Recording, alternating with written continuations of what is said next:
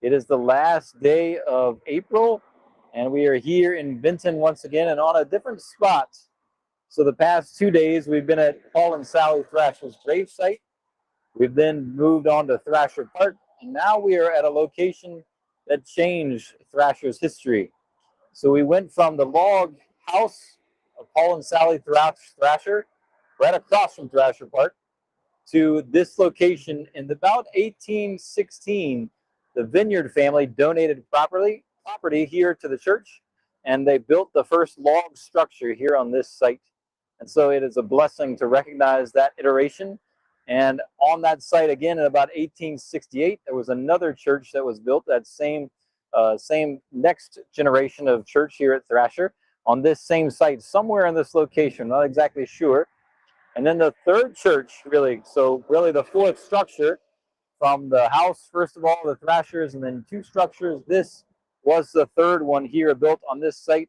This is what we affectionately called the chapel here at Thrasher. In 1917 is when it was first beginning construction. You can see here that information here on this cornerstone. Actually, the first worship service happened in 1919. So my hope is the sound is decent in the midst of some of the things that are going on with a lot of road noise here on Washington Avenue.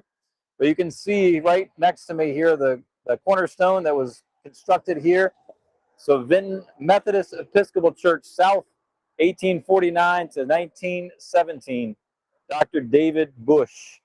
And so it is a blessing again to know some of the history of the church that we have had, known as Thrasher Church. And it's a blessing to recognize Paul and Sally Thrasher and the difference that they have made in our lives. They were the ones that started. They were the ones that continued. Paul ended up living for 80. I was just trying to do the math, from 1772 to 1848.